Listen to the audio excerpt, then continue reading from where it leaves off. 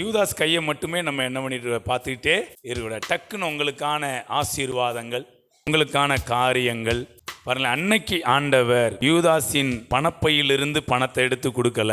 நீங்க கொஞ்சம் கற்பனை பண்ணி பாருங்களேன். ஏன் ஆண்டவர் இப்படி பணத்தை எடுத்து வரி கட்டணும்? வேற என்ன காரணம் இருக்கும்? வாழ்க்கையின் தேவைகள் எங்க இருந்தனாலும் சந்திக்கப்படும். ஒரு இடத்த மட்டும் பார்த்துக்கிட்டே இருந்துட்டு ஏமாற்றம் அடைந்து நொந்து நூலாய் போய் என்ன பண்ணக்கூடாது, இருக்கக்கூடாது. பார்க்க வேண்டியது யூதாஸின் கை அல்ல, கர்த்தரின் முகம். கையை தட்டி அந்த முகத்தை பார்த்துட்டீங்கன்னா, யூதாஸ் கை எம்டியா இருந்தாலும் மீனின் வாய் நீங்க யூதாஸை பார்த்தீங்கன்னா, யூதாஸை பார்க்க வேண்டியிருக்கும், அவங்கள பார்க்கணும், இவங்கள 10-15 பேரை பார்க்க வேண்டியிருக்கும். யாரு கையையும் பார்க்காதீங்க. நீங்க கைகளை அல்ல, நீங்கள் முகத்தை பார்த்து விட்டீர்கள் என்றால் எந்த வாயிலையும் பணம் இருக்கும். ஒரு ஐஸ்வர்யத்தின் அபிஷேகம் மேல ஊற்றப்படுகிறது.